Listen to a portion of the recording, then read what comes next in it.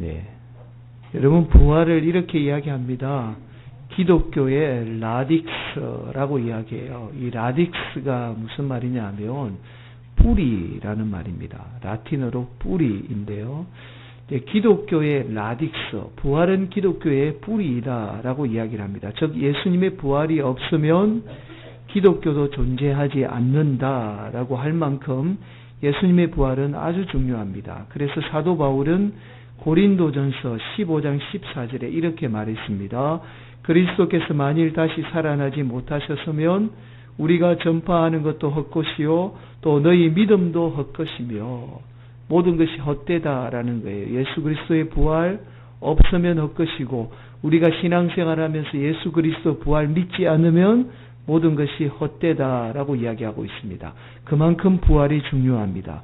부활이 중요한 것은 바로 하나님이 예수님의 부활을 통해서 우주 만물의 질서를 새롭게 만드신 거예요. 하나님이 우주 만물을 창조하셨을 때에 이 우주 만물은 아주 완벽했습니다. 그런데 우리 인간이 불순종이라는 죄로 말미암아 이 우주 만물의 질서를 다 무너뜨려 버린 거죠. 그래서 저와 여러분을 구원하시기 위해서 예수님의 부활하심으로 이 우주 만물의 질서를 다시 새롭게 바꾼 겁니다. 자, 인간의 불순종이라는 죄로 말미암아 사람은 태어나면서 반드시 죽게 되어 있었습니다. 이것이 기존의 질서예요. 그러나 예수님의 부활로 우주 만물의 질서가 새롭게 바뀐 거죠. 우리가 죽지만 영원히 죽지 않고 우리도 부활하게 된 거예요. 질서가 바뀐 겁니다. 우주 만물의 질서가 완전히 바뀐 거죠. 죽음에 대한 개념이 완전히 새롭게 된 겁니다. 구약의 개념, 즉 죄로 말미암아 죽을 인생이 구원받게 된 거예요. 사람이 죽음으로 끝나지만 그러나 죽지 않고 부활할 수 있는 새로운 질서로 하나님이 이 땅을 새롭게 창조하신 거예요.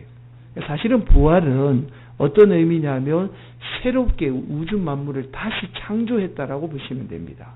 그래서 우리가 구약의 시대에는 어떻게 안식일을 지켰지만 이제는 새롭게 다 바뀌었기 때문에 주님이 부활한 그날에 우리가 주일로 지키게 된 겁니다. 예수님을 통해서 모든 것이 새롭게 다시 바뀐 거죠. 자, 여러분, 이것은 우주 만물뿐만 아닙니다.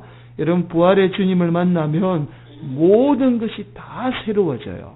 그래서 사도 바울은 고린도후서 5장 17절에 이렇게 말씀하죠. 그런즉 누구든지 그리스도 안에 있으면 새로운 피조물이라 이전 것은 지나갔으니 보라 새 것이 되었도다. 여러분, 예수님의 부활로 말미암아 모든 것이 다 새롭게 된 겁니다. 특히 예수님의 제자들도 부활의 주님을 만난 후 완전히 새로운 사람이 되었습니다. 과거에 그렇게 연약한 모습들은 완전히 사라지고 어떻게 해요? 새로운 능력의 삶을 살게 되었다라는 거죠. 여러분, 수많은 성도들이 오늘날 예수 믿으면서도 무기력한 존재로 살아가는 이유가 바로 부활의 주님을 만나지 못했기 때문에 그렇습니다. 여러분, 우리가 부활의 주님을 경험하면 반드시 우리도 새로워질 수 있습니다. 자, 오늘 말씀을 통해서 우리 부활의 주님을 경험함으로 여러분의 삶이 새로워지는 은혜가 있기를 예수님의 이름으로 간절히 축원을 드리겠습니다. 사실 인류 역사가 바로 이 싸움입니다. 부활의 주님을 믿느냐 믿지 않느냐의 싸움입니다. 여러분, 사실은 원래 사람을 생각을 지배해왔던 것이 어떤 생각이었냐면 사람이 죽으면 모든 생이 끝난다라는 것이 우리의 생각을 기존에 지배해왔습니다. 그런데 죽은 사람이 다시 살아난다, 새로운 질서가 만들어지니까 사람이 가지고 있던 기존의 이성이 부활을 믿지 못한 겁니다. 자, 사실 이것은 사탄 마귀가 하는 일입니다. 그래서 사탄 마귀는요, 세상을 통해서 사람들로 하여금 부활의 주님을 믿지 못하도록 학문을 발전시켜 온 거예요.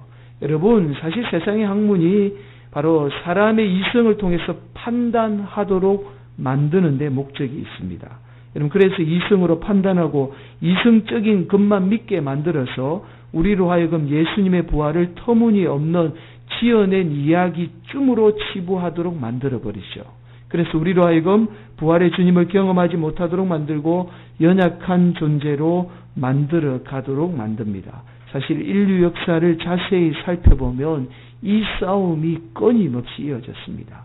부활의 주님을 믿느냐 믿지 않느냐의 싸움이었습니다. 우리가 이 싸움에서 반드시 이겨야 합니다. 이 싸움에서 이기는 방법은 우리가 부활한 예수님을 믿는 길밖에는 없습니다. 이 싸움에 승리하는 성도들 되시기를 간절히 바랍니다. 여러분, 예수님의 부활을 믿지 않는 사람들은 크게 두 가지 주장입니다. 첫 번째가 예수님의 제자들이 예수님의 시신을 훔쳐갔다라고 주장을 합니다. 첫 번째 주장이죠. 그러나 오늘 본문 4절은 이렇게 이야기하죠. 지키던 자들이 그를 무서워하여 떨며 죽은 사람과 같이 되었더라. 여러분, 예수님의 부활을 이 빈 무덤을 막달라 마리아와 다른 여성들만 본 게 아니에요. 자, 지키는 자들도 함께 보았습니다. 여러분, 예수님의 그 무덤을 이 로마의 경비병들이 지키고 서 있었습니다.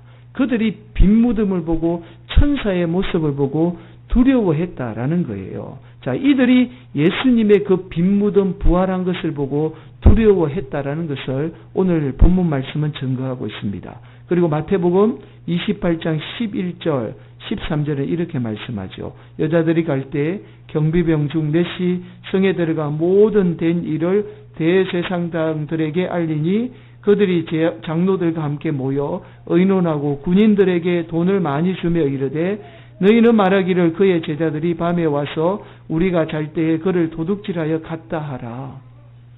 여러분, 오히려 대제사장들과 장로들이 어떻게 해요? 경비병들에게 돈을 주고는 제자들이 예수님의 시신을 훔쳐갔다라고 어떻게 해요? 거짓말하게 한 거죠. 여러분, 예수님의 무덤을 지키는 경비병이 있는데 무덤을 막고 있던 무거운 돌을 굴려서 예수님의 시신을 훔쳐갔다라는 것은 사실 불가능한 일입니다. 사실 예수님의 시신을 훔쳐갔다라는 주장은요, 예수님 부활 당시나 지금도 마찬가지예요. 여러분, 사람들이 예수님의 부활을 믿지 못하도록 억지로 오히려 지어낸 이야기에 불과합니다. 여러분, 또 하나 주장이 뭐냐면 많은 사람들이 예수님이 죽지 않고 기절했을 것이다 라고 주장을 해요. 자, 그러나 닐 스토로벨의 예수는 역사다라는 책에 보면 부검 전문 의사인 알렉산더 메들러 박사가 이렇게 이야기를 합니다. 제가 그대로 좀 읽어드릴게요. 십자가 나무에 못 박힐 때에 손목 두 뼈가 만나는 가운데에 못질을 했을 것이다. 그런데 두 뼈가 지나가는 그 사이는 곧 큰 중추신경이 지나가는 곳인데 그 신경을 손상시켰기 때문에 고통은 극심했을 것이다. 사형을 집행하는 로마 군인들은 전문가들이었다. 그들이 볼 때에 예수가 죽었다는 것에 의심의 여지가 없었기 때문에 다리를 꺾지 않았다. 여러분, 이 말은 무슨 말이냐면 요한복음 19장 33절에 의하면 이런 말씀이 있어요. 예수께서 이르러서는 이미 죽은 것을 보고 다리를 꺾지 아니했다라는 말씀이 있습니다. 여러분, 이 사형만 집행하는 이 로마 군인은요, 사형만 집행해요. 그러니까 이 사형 집행에 있어서는 그들은 전문가입니다. 그래서 그들이 딱 보면 이 사람이 죽었는지 안 죽었는지 기절했는지 알 수가 있는 거예요. 그런데 만약에 봐서 그 사람이 죽지 않고 기절했으면 어떻게 하느냐면 그 십자가에 달린 사람들의 두 다리를 꺾어서 그들이 죽도록 만듭니다. 기절하며. 자, 그 이야기를 지금 하고 있는 거예요. 그러니까 이 사형 집행하는 로마 군인이 전문가들인데 한눈에 봐도 예수님이 기절했는지 죽었는지를 다 알 수 있었다라는 거예요. 그래서 예수님이 미리 죽었기 때문에 다리를 꺾을 이유가 없었다라는 겁니다. 이 이야기를 지금 하고 있는 겁니다. 자, 알렉산더 머들의 이야기를 조금 더 살펴보겠습니다. 예수님이 일부러 죽은 채 하고 숨을 오래 참을 수 있는 상황이 아니었다. 예수님 옆구리에 창에 찔려서 구멍이 났죠. 폐에 구멍이 난 상태에서 숨을 참고 기절할 수 있는 상황이 아니었다라는 겁니다. 만약에 기절했다가 살아났다 하더라도 어떻게 못 박혔던 발로 걸어 나갈 수 있었겠는가? 더군다나 이 무덤 입구에는 커다란 돌로 막혀져 있었지 않았는가? 창에 찔렸던 그 상태의 몸으로 어떻게 그 돌을 옮겨낼 수 있었겠는가? 그 모든 것은 불가능하다. 예수는 죽었던 것이 분명하다. 여러분, 전문 의사의 말입니다. 이 십자가에 매달린 예수님의 상황에서 사람이 살 수 없다라는 거예요. 도저히 불가능하다라는 겁니다. 더군다나 예수님이 기절했다가 다시 살아났다라는 것은 말도 안 되는 소리라는 겁니다. 그게 예수님의 부활을 부정하는 사람들의 두 가지죠. 어떤 빈무덤과 그 다음에 어떤 지금 상황, 기절했다가 다시 살아났을 것이다라는 주장입니다. 자, 반면에 예수님의 부활을 증거하는 확실한 증거들이 너무나 많이 있습니다. 그 중에 가장 확실한 증거가 앞서서 영상에도 보셨지만 당시 많은 사람들이 예수님의 부활을 직접 눈으로 목격했다라는 거죠.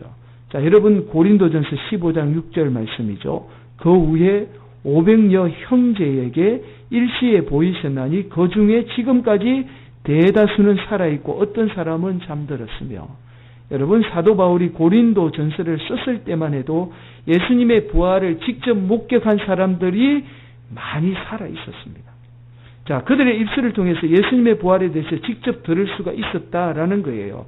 만약에 여러분 누군가 여러분에게 와서, 여러분 살아있는 사람이 여러분에게 와서 예수님 부활을 내가 목격했습니다 라고 이야기하면 여러분 처음에는 아마 못 믿을 거예요. 그 이야기를 어떻게 우리가 믿냐고. 이성적으로 판단해서 죽은 사람이 살아난다라는 것은 불가능하기 때문에 아마 못 믿을 거예요. 그런데 우리 교회에 있는 성도들 중에 거의 한 20분 정도가 부활의 예수님을 만났다, 내가 봤다라고 이야기하면 여기에 직접 목격하지 못한 사람도 아마 그 말에 압도가 되어서 믿게 될 겁니다. 자, 이 이야기를 지금 하고 있는 거예요. 여러분, 초대교회 당시는 예수님의 부활을 목격한 사람들이 너무나 많았기 때문에 그 예수님의 부활을 부정하는 사람이 없었다라는 거예요. 그래서 예수님의 부활의 그 확실한 증거가 많은 목격자들, 증인들이 있었다라는 겁니다. 여러분, 또 하나 아주 중요한 사실은 500명이 한꺼번에 예수님의 부활을 봤다라는 거예요. 그런데 이 사람들이 거짓말로 지어내기도 힘들 뿐더러 만약에 이것이 지어낸 이야기다라고 우리가 가정을 해볼 때에 만약에 자신들이 이 지어낸 이야기를 가지고 목숨을 걸고 순교한다라는 것은 말도 안 되는 소리라는 거예요. 여러분, 초대교회의 예수님의 제자들만 순교하는 게 아니에요. 여러분, 500명보다 훨씬 더 많은 사람이 예수님을 위해서 어떻게 해요? 대신 죽고 순교했습니다. 예수님을 전하다가 순교했다라는 거예요. 수많은 사람들이 순교했습니다. 만약에 예수님의 부활이 없고 부활이 지어낸 이야기라면 그들이 그 지어낸 이야기 때문에 어떻게 목숨 걸고 순교할 이유가 없지요. 거짓말을 가지고 목숨을 내건다라는 것은 그건 말도 안 되는 소리잖아요. 자, 부활이라는 확실한 증거가 있었기 때문에 그들이 목숨 걸고 순교할 수 있었다라는 거예요. 그래서 여러분 수많은 증인들과 그들이 목숨 걸고 예수님을 증거했다라는 이 확실한 증거가 예수님이 부활한 그 확실한 증거라는 거죠. 자, 그렇다면 여기에서 중요한 문제를 여러분들에게 좀 말씀드리겠습니다. 왜 우리가 예수님의 부활을 굳이 믿어야 하는가라는 거예요. 자, 우리가 예수님의 부활을 믿게 되면 그때부터 우리는 우리의 이성을 초월한 신앙을 갖게 됩니다. 아주 중요한 이야기를 좀 여러분들에게 말씀을 드립니다. 이성을 초월한 신앙을 갖게 된다라는 말은요, 이성적으로 눈에 보이는 것만 믿는 것이 아니라 이성을 넘어 초월하신 하나님을 믿게 되는 겁니다. 사실 우리가 보이지 않는 하나님을 믿는 것은 결코 쉬운 일이 아닙니다. 그러나 부활의 신앙이 보이지 않는 하나님을 믿는 믿음으로 우리를 나아가게 해요. 자, 여러분, 마치 이 부활의 신앙은 터널과 같습니다. 여러분, 제가 사진 한번 보여줄게요. 이 우주 만물은요, 우리가 눈으로 보이는 세계만으로 이루어진 게 아니에요. 보이는 세계가 있으면 보이지 않는 세계로 이루어진 것이 우리가 사는 이 세상입니다. 그런데 보이지 않는 세계를 바라볼 수 있는 터널과 같은 역할이 뭐냐면 예수님의 부활신앙이에요. 부활을 믿게 되면 우리가 보이지 않는 세계를 보는 눈이 열려지게 됩니다. 그래서 우리가 부활의 신앙이 너무 중요한 거예요. 여러분, 부활의 신앙은 결국 이성을 초월하는 신앙을 갖게 됩니다. 이것은 우리의 삶의 문제나 심지어 죽음에 관해서도 초월하게 돼요. 여러분 쉽게 말씀드리면 이런 거예요. 죽음과 같은 절망의 순간에 사람들은 대부분 좌절하거나 다 포기합니다. 사람의 의지로 절대로 포기하지 않을 수 없어요. 내가 포기하지 않는다. 그 절망에도 내가 이겨낸다. 그건 거의 불가능합니다.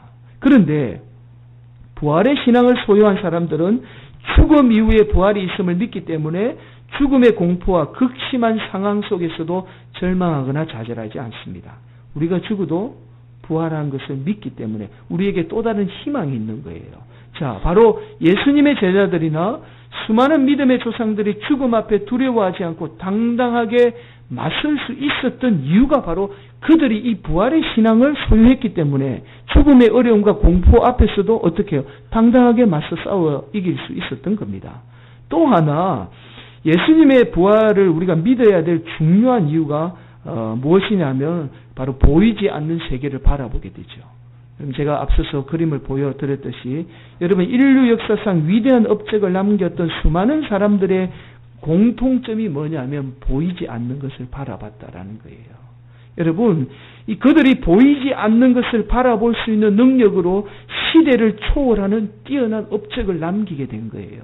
여러분 우리가 보이는 세상은 항상 변합니다. 시대의 흐름에 따라 변하지만 보이지 않는 세계는 항상 어떻게 변하지 않아요. 그런데 놀라운 것은 보이지 않는 세계가 어떻게 보이는 세계를 지배하게 돼요. 그러니까 우리가 부활의 신앙을 갖게 되면 어떤 보이지 않는 이 세상을 초월하는 보이지 않는 세계를 바라보게 돼요.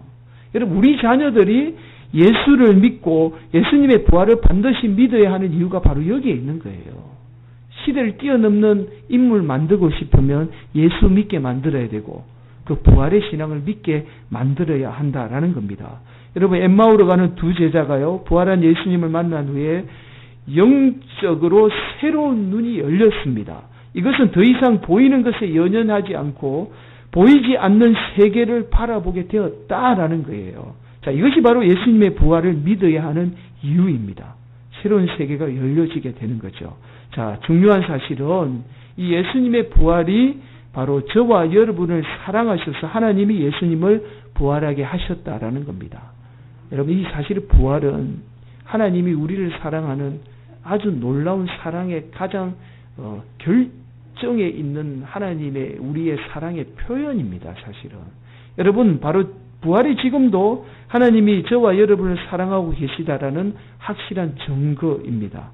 저와 여러분 하나님이 사랑하지 않는다라면 하나님이 저와 여러분 사랑하지 않는다라면 예수님이 부활할 이유가 없었습니다. 여러분 사복음서에는 예수님이 십자가에 못 박힌 후에 3일 동안 부활하기까지의 행적이 기록되어 있지 않습니다. 그런데 외경이라고 하죠. 베드로 복음서에 의하면 예수님이 십자가에 못 박히고 난 후에 엄부에 내려가셔서 죽음의 권세를 멸하였었다라는 기록이 나와 있습니다. 여러분 우리 성경 에베소서 4장 9절 10절 말씀도 이 이야기를 지금 하고 있어요. 자, 올라가셨다 하였은즉 땅 안에 낮은 곳으로 내리셨던 것이 아니면 무엇이냐? 내리셨던 그가 곧 모든 하늘 위에 오르신 자니 이는 만물을 충만하게 하려 하심이라. 여러분 올라갔다라는 말이 무슨 말이냐? 예수님의 부활을 이야기하거든요. 그런데 여기에서 보세요.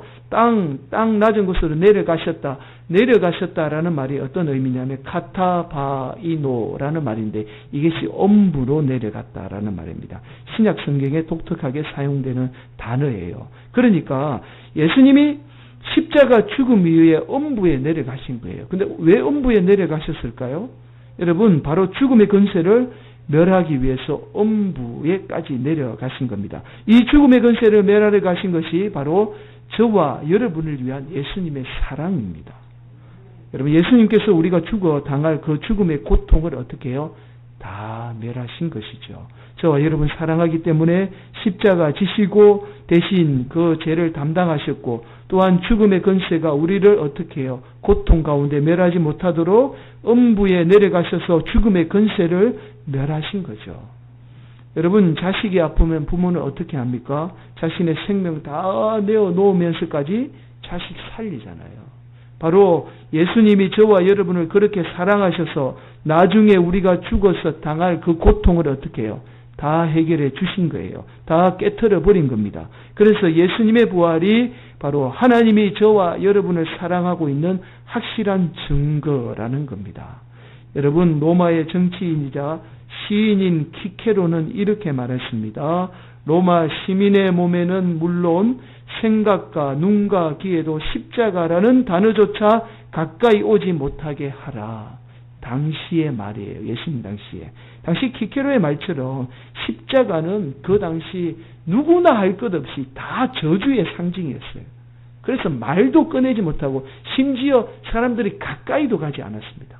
저 저주의 상징. 그런데 그 저주의 상징을 저와 여러분 사랑하셔서, 예수님이 저와 여러분 사랑하셔서 기꺼이 그 십자가를 지신 거예요. 그것도 거기에서 그친 것이 아니라 죽음의 권세까지 깨치시고 우리를 위해서 부활하신 거죠. 그리고 이 땅에 새로운 질서를 만들어 놓으신 거예요. 그것이 예수님이 저와 여러분을 사랑하셔서 하신 일이라는 겁니다. 사랑하는 성도 여러분, 예수님의 십자가 그리고 부활은 바로 저와 여러분을 사랑하는 하나님의 확실한 증거입니다. 지금도 사랑하고 계셔서 우리를 위해서 부활하셨다라는 거죠. 여러분, 노동운동가로, 지금은 평화운동가로 잘 알려진 박노해 시인의 가만히 두 손 모아라는 시가 있습니다. 이 시를 제가 읽어드리고 오늘 말씀을 마칠까 합니다. 집 없이 추운 이여 예수님도 집이 없었습니다. 노동에 지친 이여 예수님도 괴로운 노동자였습니다. 인정받지 못하는 이여 예수님도 자기 땅에서 배척당하셨습니다. 배신에 떠는 이여 예수님도 마지막 날 친구 하나 없었습니다. 패배에 절망하는 이여 예수님도 영원한 현실 패배자였습니다. 예수님도 그랬습니다. 그러나 그에게는 믿음이 있었습니다. 포기하지 않는 희망이 있었습니다. 피투성이로 품은 사랑이 있었습니다. 이게 바로 저와 여러분을 향한 사랑을 말합니다. 그것을 온몸으로 끌어안고 자신의 패배와 죽음까지를 끌어안고 그것을 살아내므로써 부활한 것입니다. 예수님이 그러하셨듯이 당신도 그러할 것입니다. 이 세상 힘없고 작은 사람 중에 하나인 당신 속에 하나님이 떨고 계시기 때문입니다. 사랑하는 성도 여러분, 박노해 시인의 식구처럼 그렇게 우리 주님이 부활하셔서 성령으로 저와 여러분과 함께하고 계십니다. 또한 세상에서 상처와 좌절로 피투성이 된 저와 여러분을 지금도 끌어안고 계십니다. 그리고 그 예수님의 사랑으로 우리도 세상을 끌어안기를 간절히 원하고 계십니다. 우리 하나님은 당신의 독생자를 십자가에 내어 놓으시면서까지 저와 여러분을 사랑하고 계십니다. 그 사랑이 예수님을 부활하게 하신 겁니다. 오늘도 그 부활의 신앙 가지고 어떠한 어려움이 있더라도 하나님 바라보시며 승리하며 나아가는 복된 성도들이 되시기를 예수님의 이름으로 간절히 축원을 드리겠습니다.